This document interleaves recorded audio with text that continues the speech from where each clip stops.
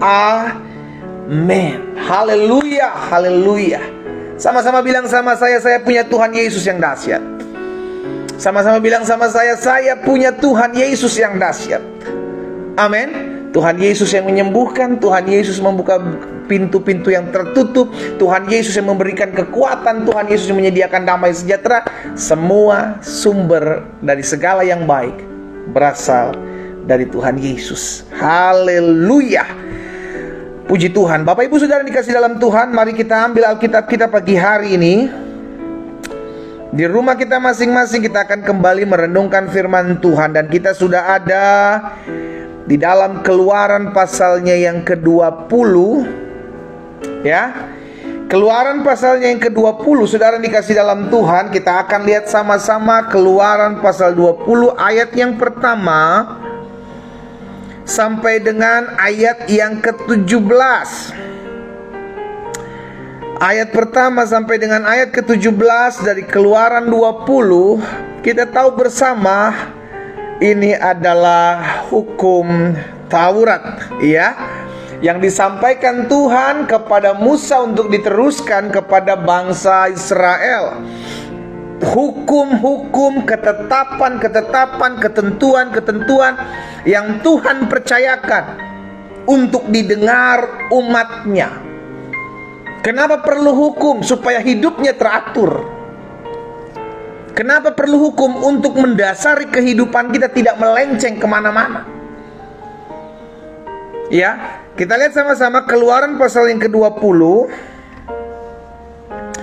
ayat yang pertama sampai dengan ayat 17.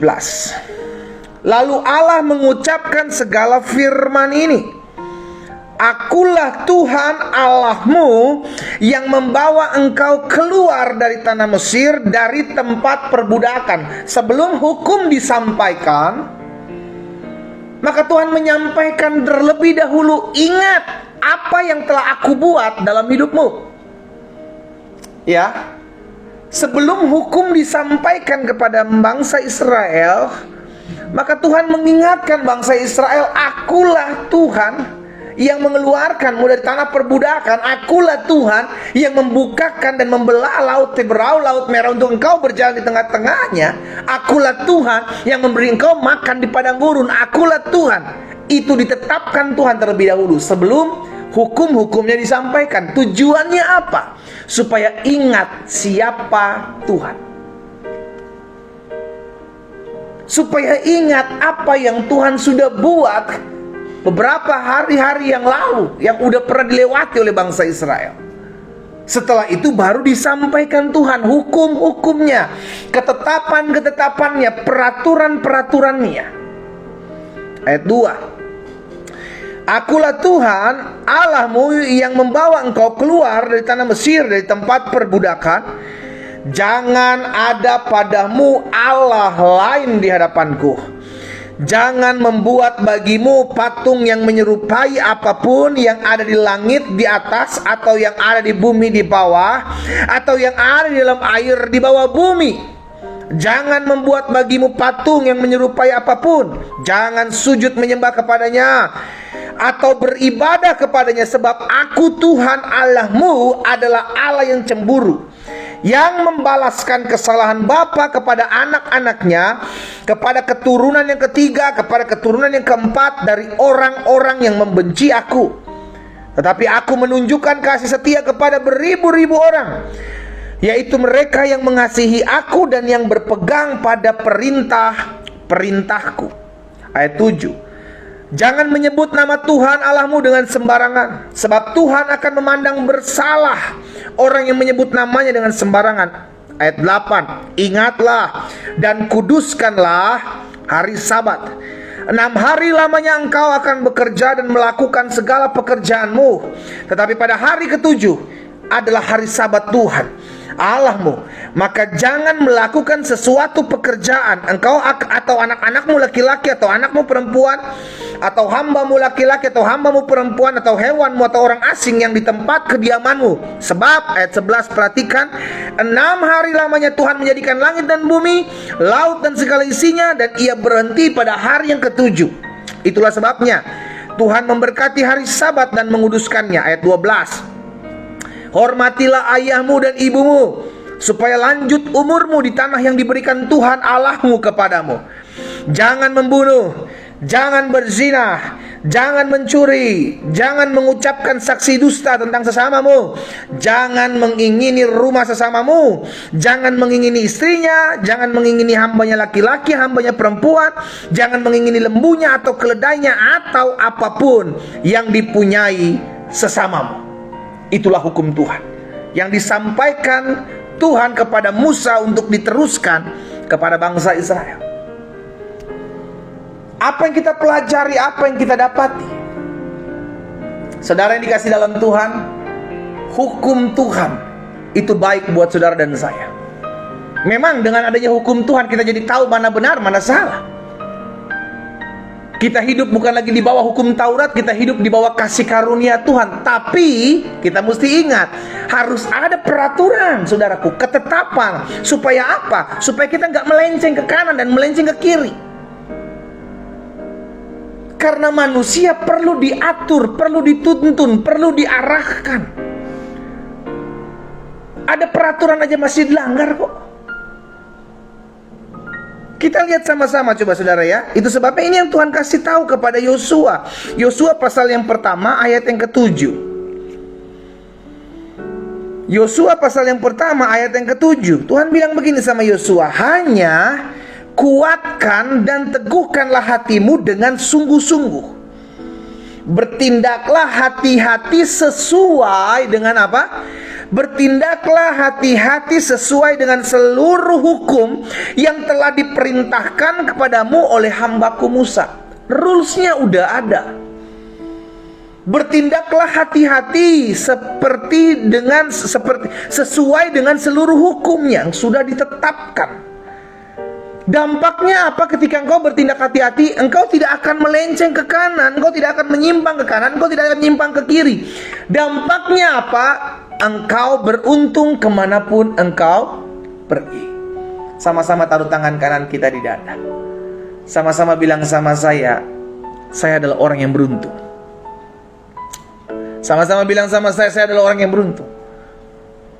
Kenapa seseorang bisa beruntung? Karena Tuhan yang membukakan setiap jalan-jalannya. Ketika kita mengikuti apa yang menjadi ketetapannya Tuhan, itu dulu ya. Ini yang menjadi ketetapan Tuhan. Selama kita tidak menyimpang ke kanan, selama kita tidak menyimpang ke kiri, janji Tuhan jelas, kemanapun kau pergi engkau akan beruntung. Itu sebabnya hukum Tuhan jelas. Dan Yesus meneguhkan saudara dikasih dalam Tuhan. Coba kita lihat ya. Markus 12 ayat 28 sampai dengan 31. Markus pasal 12 maksud saya ayat 28 sampai dengan 31. Ini adalah pertanyaan seorang ahli Taurat. Lalu seorang ahli Taurat yang mendengar Yesus dan orang-orang Saduki bersoal jawab dan tahu bahwa Yesus memberi jawab yang tepat kepada orang-orang itu, datang kepada Yesus. Jadi ahli Taurat ini datang kepada Yesus, tanyanya begini, Guru, hukum mana yang paling utama? Dia tanya sama Yesus, hukum mana yang terutama? Apa Yesus katakan di ayat 29? Hukum yang terutama ialah, dengarlah hai orang Israel, Tuhan Allah kita, Tuhan itu esa. Sama-sama bilang sama saya menyembah Tuhan yang esa. Jadi kalau ada orang-orang bilang orang Kristen menyembah 3 Allah, baca lagi bilang Alkitab. Iya kan? Yesus mengingatkan kita menyembah Allah yang esa. Dengarlah hai orang Israel, Tuhan Allah kita, Tuhan itu esa. Ayat yang ke-30, kasihilah Tuhan Allahmu dengan segenap hatimu, dan dengan segenap jiwamu, dan dengan segenap akal budimu, dan dengan segenap kekuatan. Tapi tidak berhenti sampai di situ. Di ayat 31 Tuhan Yesus bilang, dan hukum yang kedua ialah, kasihilah sesamamu manusia seperti dirimu sendiri. Tidak ada hukum lain yang lebih utama daripada kedua hukum ini. Itu yang disampaikan Tuhan juga kepada Musa untuk disampaikan kepada bangsa Israel. Ada dua bagian. Di bagian pertama adalah hukum bagaimana antara manusia dengan Allah hubungannya, dan hukum yang bagian kedua antara manusia dengan sesamanya. Itulah salib. Hubungan vertikal dan hubungan horizontal, saudaraku. Kita mesti mengerti. Jadi hukumnya jelas. Tuhan bagi cuma dua. Inilah hukum yang harus menjadi ketetapan hidup saudara dan saya. Bagaimana kita membangun hubungan kita dengan Allah kita yang baik, bagaimana kita membangun dengan hubungan kita dengan sesama yang baik. Nggak bisa dipisahkan. Makanya Yesus bilang hukum yang sama dengan hukum yang pertama adalah kasihilah sesamamu. Sama-sama bilang sama saya harus mengasihi sesama saya. Nggak bisa kita bilang, iya pendeta saya sih hubungan dengan Tuhan tuh baik ya. Saya tuh setiap hari berdoa, setiap minggu saya berpuasa, saya lakukan yang terbaik. Saya baca Alkitab, saya berdoa, saya berpuasa. Tapi saya dengan mertua saya ribut, saya dengan menantu saya berantem, saya dengan suami saya bertengkar, saya dengan anak saya hancur. Nggak bisa. Harus ada ketetapan antara kita dengan Allah, kita dengan sesama, saudaraku. Itu nggak bisa dipisahkan, itu sudah hukumnya. Dan orang yang mengasihi Allah harusnya terimpartasi mengasihi sesama. Nggak bisa enggak. Makanya Alkitab juga mengajarkan, lihat ya, dalam 1 Yohanes pasalnya yang keempat ayat 20 dan 21. 1 Yohanes pasal yang keempat ayat 20 dan 21. Lihat, perhatikan betul-betul ya. 1 Yohanes pasal 4 ayat 20 dan 21. Jika seorang berkata, lihat, aku mengasihi Allah, dan ia membenci sesamanya, ia membenci saudaranya, maka ia adalah seorang apa, saudara? Ia adalah apa? Pendusta. Kalau orang Sulawesi Utara bilang pambaleo. Iya kan? Teman-teman dari Manado bilang pambaleo. Tukang bohong, tukang tipu. Kenapa? Engkau nggak bisa mengasihi Allah tanpa engkau tidak mengasihi sesamamu. Bagaimana engkau bisa mengasihi Allah yang tidak terlihat, sedangkan samamu yang terlihat tidak engkau kasih? Lihat saudara, iya kan? Jika seorang berkata aku mengasihi Allah dan ia membenci saudaranya, maka ia adalah pendusta. Karena barang siapa tidak mengasihi saudaranya yang dilihatnya, tidak mungkin mengasihi Allah yang tidak dilihat. Bagaimana engkau bisa mengasihi Allah yang tidak engkau lihat? Sedangkan pribadi yang jelas-jelas engkau lihat dengan mata kepalamu sulit engkau kasih. Kira-kira seperti itu. Ayat selanjutnya ayat 21. Dan perintah ini kita terima dari Dia, dari Allah. Barang siapa mengasihi Allah, ia harus, bukan kalau bisa, ia harus. Sama-sama bilang sama saya, harus. Sama-sama bilang sama saya, harus. Ketik di kolom komentar, harus mengasihi sesama. Enggak bisa enggak, saudaraku. Kita akan dikatakan oleh Alkitab seorang pendusta tatkala kita bilang Tuhan saya mengasihi, Tuhan saya mencintai Tuhan. Kalau kita menyembah Tuhan, memuji, meninggikan nama Tuhan, aduh, nangis-nangis. Begitu keluar dari hadirat Tuhan, gereja Tuhan, langsung menangisi anak orang, menyakiti hati anak orang. Mengerikan. Kita sedang hidup dalam dua dunia, atau bahasa sederhana, kita jadi orang-orang munafik yang mengaku mengasihi, mencintai Tuhan, tapi hidup dengan sesamanya hancur. Jangan sampai jadi orang-orang munafik yang di gereja pakai jubah kerohanian, tapi keluar dari gereja jubah kerohanian dibuka, kita pakai jubah duniawi. Terlihat saudara, orang yang mengasihi Allah akan terlihat dari kehidupan kesehariannya yang mengasihi sesama. Itu udah mutlak hukumnya. Itu udah pasti, nggak bisa nggak. Terlihatnya dari situ. Terlihatnya dari situ. Ya, jadi jika seseorang berkata aku mengasihi Allah dan ia membenci saudaranya, maka ia adalah seorang pendusta. Karena barang siapa tidak mengasihi saudaranya yang dilihatnya, tidak mungkin juga dia mengasihi Allah yang tidak dilihatnya. Dan perintah ini kita terima dari Dia, barang siapa mengasihi Allah, ia harus juga mengasihi saudaranya. Ya,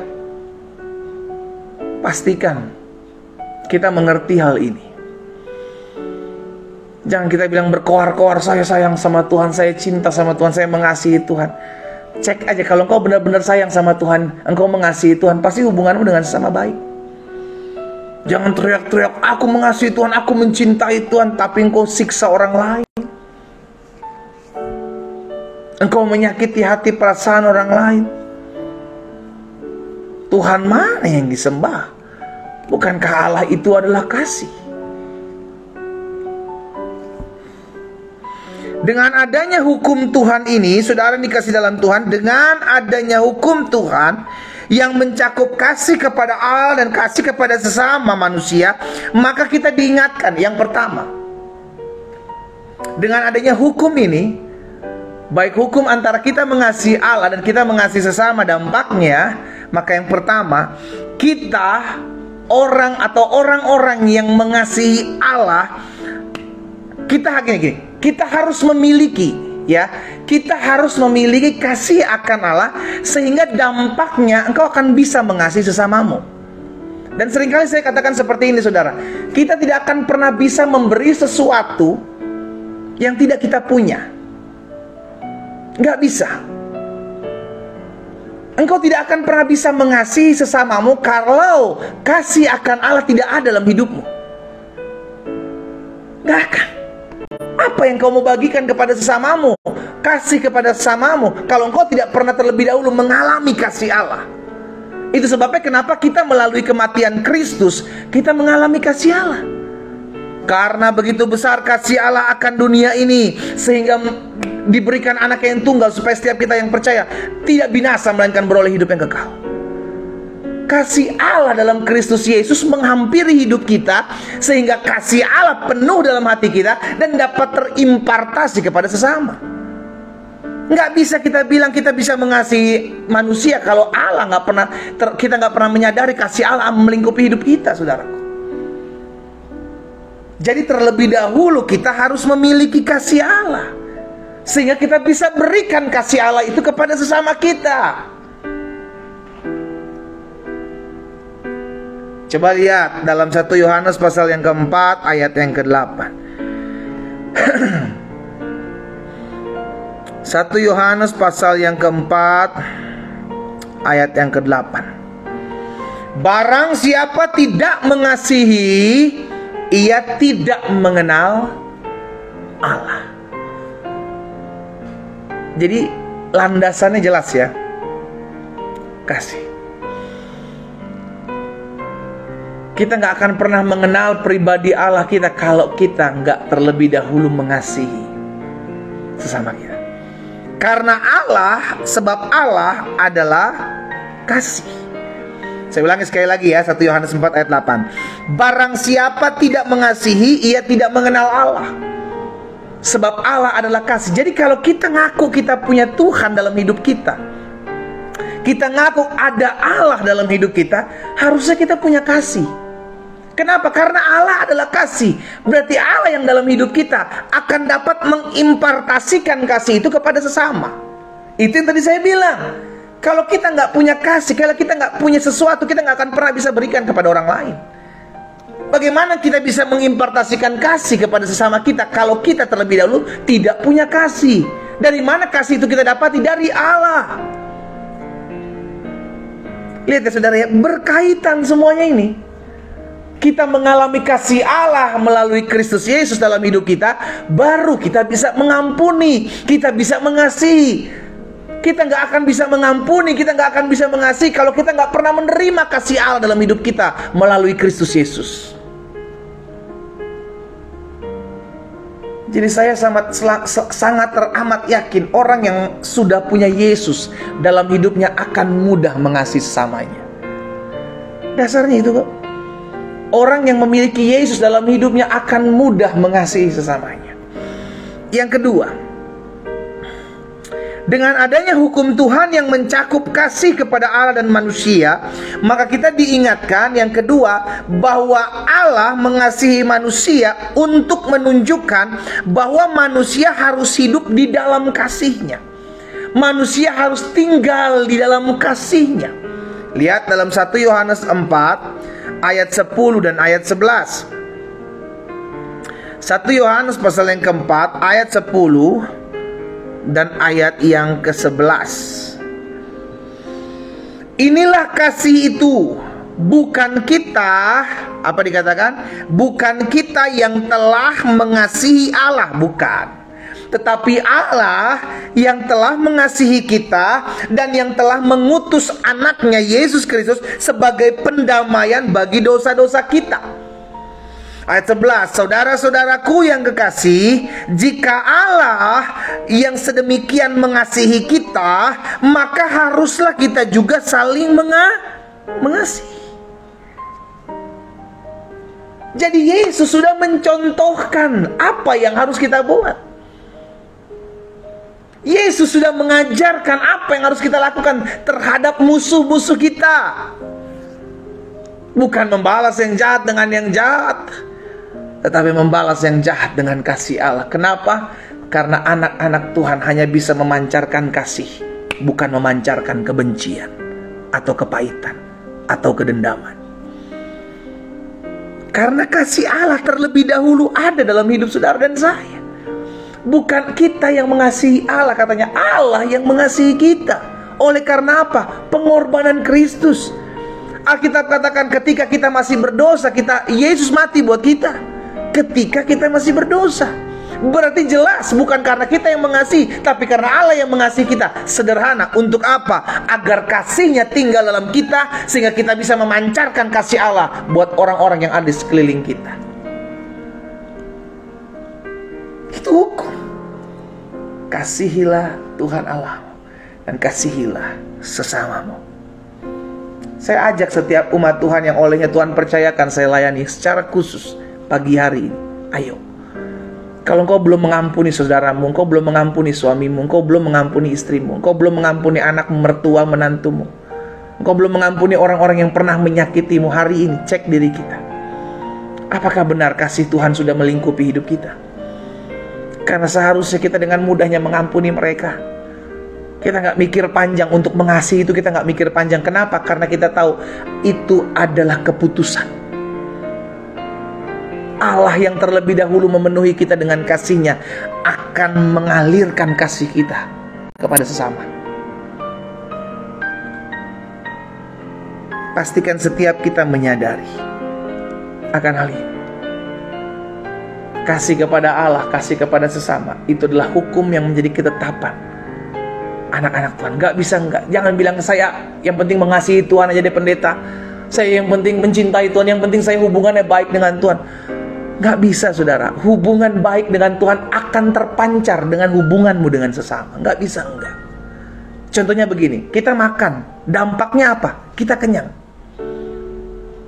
Dampak dari kita makan adalah kita kenyang. Itu bertali, maksudnya berkesinambungan gitu saudara. Bersatu, gak bisa terpisahkan. Engkau mengasihi Tuhan, harusnya itu terpancar dari kehidupanmu dengan mengasihi sesama. Enggak bisa enggak. Karena ketika kita bilang kita mengasihi Tuhan, kasih Tuhan dipenuhi dalam hidup kita. Istilahnya kalau air gini saudara ya, kalau air ini terus menerus diisi, yang terjadi akan apa? Penuh. Setelah penuh yang terjadi akan apa? Luber. Akan tumpah, akan keluar, dan meja di sekeliling saya akan basah. Kira-kira seperti itu. Kalau engkau terus dipenuhi dengan kasih Allah, maka orang-orang di sekelilingmu tanpa engkau rasa, engkau akan mengalirkan kasih. Ketika kasih Tuhan memenuhi hidup kita, itu yang akan terjadi saudara. Gak bisa enggak. Karena ketika kasih Allah memenuhi hidup kita, itu akan terus meluber, sehingga orang-orang di sekeliling kita akan menikmati dampaknya. Kita sama-sama cek diri kita, ya. Ini yang kita pelajari dari Keluaran pasal 20 ayat 1 sampai 17. Di hari ini kita belajar hukum yang terutama, hukum yang utama. Kasihilah Tuhan Allahmu dan kasihilah sesama manusia. Karena untuk itulah kita ada di muka bumi ini. Kita berdoa, kita datang kepada Tuhan. Bapa yang baik, pagi hari ini kami mengucap syukur buat kasih setiamu, buat anugerahmu dalam kehidupan kami. Kami bersyukur karena kami tahu Tuhan mengasihi kami. Kami bersyukur karena kami tahu kasih-Mu melingkupi kami, memenuhi kami. Sehingga kalau hari ini kembali kami boleh belajar mendengarkan firman Tuhan, duduk diam di kaki Tuhan, kami diingatkan ada hukum, ada ketetapan yang Tuhan Yesus berikan bagi kami. Dan setiap hukum ketetapan yang Tuhan berikan bagi kami itu berdampak baik bagi kami. Demikian pula bagi hubungan kami dengan sesama. Dan hari ini kami diingatkan bahwa ketika kami menyadari, kami mengakui bahwa kami mengasihi Tuhan, maka seharusnya itu terpancar dengan kehidupan kami dengan sesama. Ketika kami mengaku kami adalah anak-anak Tuhan, maka ketika Tuhan memenuhi hati kami dengan kasih-Mu, maka itu akan terlihat dari kehidupan sehari-hari kami terhadap sikap orang yang ada di sekeliling kami.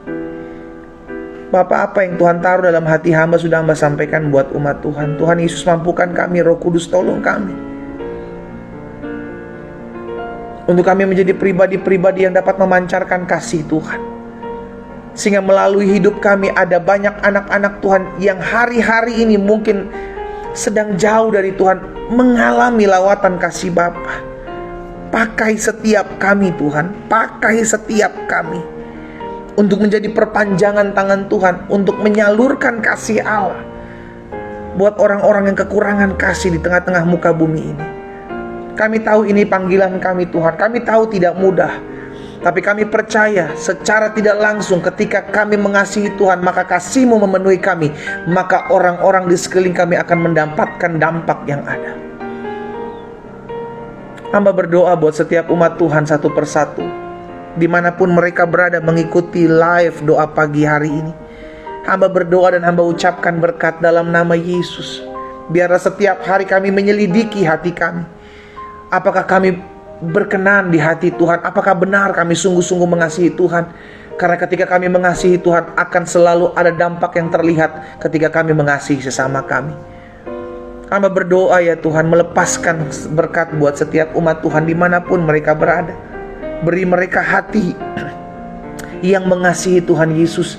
Beri mereka hati yang mencintai Tuhan Yesus. Beri mereka hati yang dipenuhi kasih Bapa dalam hidup kami masing-masing. Di dalam nama Yesus, hamba membawa juga setiap pokok-pokok doa dari umat Tuhan.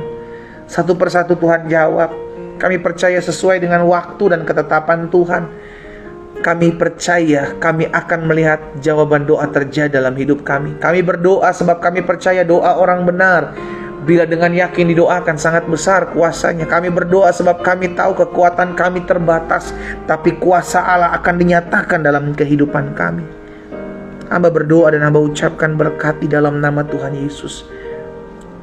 Berkati ya Tuhan setiap anak-anak Tuhan yang mungkin hari-hari ini sulit untuk melepaskan pengampunan, sulit untuk melepaskan kasih buat orang-orang yang pernah membencinya, pernah menyakiti, pernah mengecewakan mereka.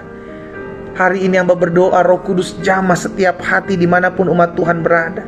Jamah setiap hati. Hati kami diubahkan, hati kami dipulihkan, hati kami didamaikan di dalam nama Yesus. Hamba berdoa secara khusus buat setiap pokok-pokok doa dari anak-anak Tuhan.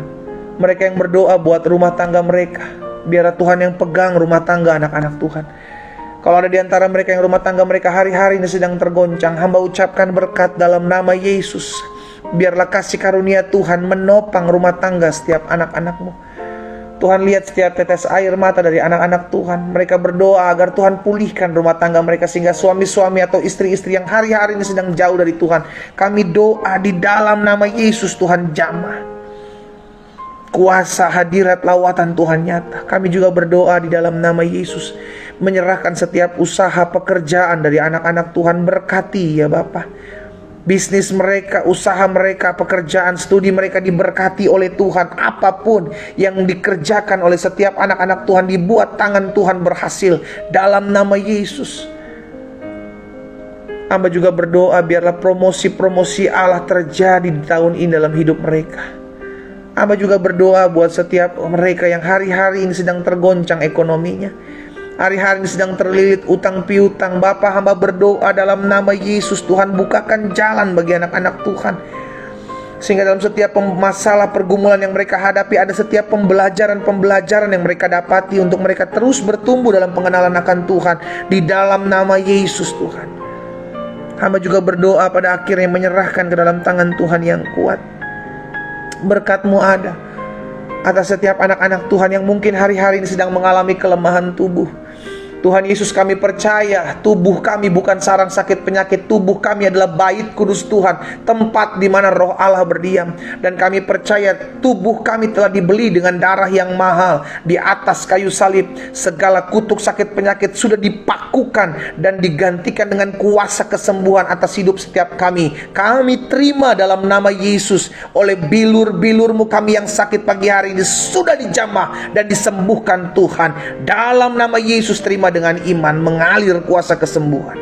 Di dalam nama Yesus kami terima kesembuhan, kami terima kuasa, kami terima mujizat. Dalam nama Yesus terjadi. Terima kasih Bapa yang baik. Pagi hari ini juga hamba menyerahkan setiap anak-anak Tuhan yang berdoa untuk mencari pekerjaan, mendapatkan pekerjaan. Allah buka jalan bagi mereka, pertemukan mereka dengan tempat-tempat yang terbaik yang berasal daripada Tuhan. Di dalam nama Yesus, hamba juga pada akhirnya berdoa buat setiap orang-orang muda yang hari-hari ini terus berdoa menyerahkan masa muda mereka dalam tangan Tuhan. Ataupun ada orang-orang tua yang berdoa buat anak-anak mereka. Bapa, hari ini kami satukan hati kami. Hamba ucapkan berkat dalam nama Yesus, sehingga orang-orang muda yang setia mengikuti ibadah, dalam nama Yesus masa muda mereka diberkati Tuhan. Masa muda mereka ditolong, disertai, dipagari, diberkati oleh Tuhan. Bahkan Tuhan yang menjadikan masa muda mereka dahsyat luar biasa. Bahkan kalau ada orang-orang muda yang berdoa untuk mendapatkan pasangan hidup, Tuhan bukakan jalan, Tuhan pertemukan dengan pasangan hidup yang berasal daripada Tuhan. Yang terbaik terjadi atas hidup orang-orang muda. Dalam nama Yesus, studi pekerjaan hari depan mereka diberkati oleh Allah. Dalam nama Yesus, terima kasih Tuhan. Tuhan jaga orang-orang muda ini, pagari mereka dengan pagar perlindungan Tuhan, sehingga mereka boleh menjadi saksi-saksi Tuhan di zaman-zaman sekarang ya Tuhan. Mereka boleh membawa kemuliaan bagi nama Tuhan. Bahkan kami berdoa ya Tuhan, jauhkan setiap orang-orang muda dari pergaulan yang buruk. Jauhkan dari setiap orang-orang muda daripada setiap keinginan-keinginan hawa nafsu daging. Dalam nama Yesus, tuntunan Roh-Mu menuntun setiap orang-orang muda ini. Dalam nama Yesus. Terima kasih Bapa. Hamba berdoa menyerahkan ke dalam tangan Tuhan. Ada rumah tangga yang hari-hari ini berdoa, suami istri yang hari-hari ini berdoa agar mereka boleh mendapatkan keturunan di tahun ini. Kami satukan hati kami berdoa buat mereka. Setiap suami istri yang hari-hari ini merindukan untuk keturunan, ada keturunan dalam rumah tangga mereka. Tuhan, hamba berdoa dalam nama Yesus, mohon belas kasihan Tuhan atas mereka. Anugerah Tuhan ada atas mereka, sehingga mereka dipercayakan keturunan-keturunan ilahi dalam hidup mereka. Di dalam nama Yesus Tuhan. Terima kasih Bapa. Terima kasih Tuhan. Pada akhirnya kami berdoa menyerahkan ke dalam tangan Tuhan. Ada anak-anak Tuhan yang hari-hari ini berdoa untuk terjadinya rekonsiliasi, terjadinya pemulihan. Mungkin hari-hari ini hubungan mereka dengan orang tua, hubungan mereka dengan anak, hubungan mereka dengan mertua, menantu, hubungan mereka dengan adik atau kakak sedang tidak baik-baik saja. Tapi hari ini kami mau Tuhan menjadi pendamai-pendamai. Itu sebabnya kami berdoa bersatu hati, Tuhan pulihkan, terjadi rekonsiliasi, terjadi pemulihan antara anak dengan orang tua, mertua dengan menantu, terjadi pemulihan antara hubungan adik dengan kakak. Dalam nama Yesus, rekonsiliasi terjadi. Tuhan tolong setiap niat rancangan orang jahat, roh pemecah belah kami patahkan dalam nama Yesus. Bahkan kami berdoa, biarlah kasih Tuhan mengikat mereka, kasih Tuhan mendamaikan mereka dalam nama Yesus. Kami berdoa menyerahkan ke dalam tangan Tuhan buat jiwa-jiwa yang masih jauh dari Tuhan. Kalau ada di antara mereka yang mengikuti live doa pagi ini, mungkin mereka masih ragu untuk menerima Yesus, atau mereka justru belum menerima Yesus dan masih jauh dari Tuhan. Kami satukan hati kami berdoa dalam nama Yesus. Tuntun terangi jalan-jalan mereka dalam jalan-Mu ya Tuhan.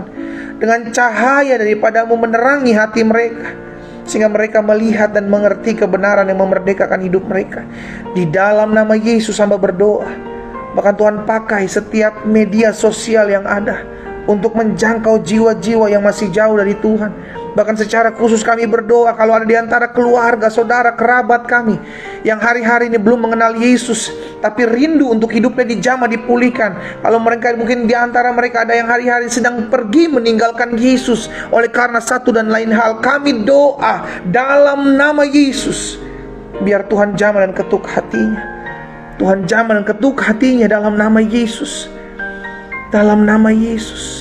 Bahkan kami juga berdoa buat mereka yang suka menghina Yesus. Kami juga doa dalam nama Yesus, Tuhan jamah hati mereka, sehingga sebagaimana Saulus dijamah, Tuhan Yesus mengalami perjumpaan terjadi dalam hidup mereka juga. Oknum-oknum ini dilawat, dijamah dalam nama Yesus. Oh, kami percaya ada tuaian jiwa-jiwa, ada tuaian jiwa-jiwa terjadi. Terima kasih Bapa. Kami berdoa buat kota di mana kami tinggal. Kami berdoa buat kota kami, karena kami percaya kesejahteraan kota adalah kesejahteraan kami. Kami doa kota kami damai, kota kami aman, kota kami tentram, kota kami diberkati, ekonomi kota kami maju. Di dalam nama Yesus Tuhan. Pemimpin-pemimpin kota, baik gubernur, wali kota yang ada, bupati-bupati yang ada, dalam nama Yesus kami doa diberikan roh takut dan gentar akan Tuhan dalam memimpin kota-kota kami. Secara khusus kami berdoa ya Bapak, ada oknum-oknum ya Tuhan yang membuat dan menghalang-halangi anak-anak Tuhan sulit untuk beribadah. Oknum-oknum intoleran yang ada di kota-kota kami, kami berdoa dalam nama Yesus, dijamah Tuhan, dijamah Tuhan dalam nama Yesus, sehingga mereka mengalami lawatan kasih Allah. Mereka mengalami perjumpaan dengan Kristus, diubahkan hidup mereka. Oh, kami akan mendengar kesaksian, kami akan melihat kuasa Allah dinyatakan. Terima kasih Bapa, sehingga kota di mana kami tinggal aman untuk kami beribadah dengan sukacita dalam berkat dan anugerah Tuhan. Berkati bangsa kami Allah. Indonesia ada dalam berkat Tuhan, Indonesia ada dalam anugerah Tuhan, Indonesia diberkati Tuhan. Kami doa ya Tuhan, sehingga Bapak Presiden, Wakil Presiden, jajaran menteri yang ada, bahkan kami berdoa Kapolri, Panglima TNI beserta jajaran mereka. Kami berdoa buat DPR RI, DPD, DPRD tingkat 1, DPRD tingkat 2, MPR. Kami berdoa di dalam nama Yesus, Tuhan tolong, sehingga setiap keputusan-keputusan yang mereka ambil adalah keputusan yang terbaik yang berasal daripada Tuhan, memajukan bangsa ini. Terima kasih Bapak. Menteri-menteri yang ada Tuhan memberkati. Bahkan kami berdoa secara khusus buat pesta demokrasi, pesta di mana 2024 akan adanya pemilihan umum. Tuhan, kami berdoa biar 2024 pada saat pemilihan umum boleh berlangsung damai, boleh berlangsung tentram, boleh berlangsung tertib. Ada kerukunan, ada kedamaian dalam nama Yesus. Roh pemecah belah, roh adu domba kami patahkan atas bangsa kami dalam nama Yesus. Bahkan kami berdoa ya Tuhan, setiap politik-politik adu domba, politik-politik pemecah belah, politik-politik identitas, kami patahkan atas bangsa kami, tidak berlaku dalam nama Yesus. Kami ucapkan berkat Indonesia diberkati, Indonesia penuh dengan kemuliaan Tuhan. Kalau ada anak-anak Tuhan yang pagi hari ini berdoa bersama-sama, mereka tidak tinggal di Indonesia, Tuhan juga yang memberkati bangsa negara di mana mereka tinggal, diberkati apapun yang mereka kerjakan di dalam nama Tuhan Yesus Kristus. Terima kasih Bapa. Kami bersyukur buat pagi hari ini kami berjumpa dengan Tuhan melalui pujian penyembahan, melalui renungan firman Tuhan. Dan kami imani apa yang kami doakan kami sudah terima di dalam nama Yesus. Kami akan lihat kegenapan janji Tuhan terjadi. Selama kami tidak menyimpang ke kanan dan ke kiri, maka kami beruntung dengan apa yang kami kerjakan. Tangan Tuhan yang membuat kami berhasil. Ini doa kami Bapa. Di dalam nama Tuhan Yesus Kristus kami berdoa. Sama-sama kita katakan amin. Haleluya. Saudara yang dikasih dalam Tuhan, ibadah online kita selesai. Sekarang bagian kita untuk menjadi pelaku-pelaku firman Tuhan. Ayo anak-anak Tuhan yang mengasihi Tuhan Yesus, pancarkan itu kepada sesama kita.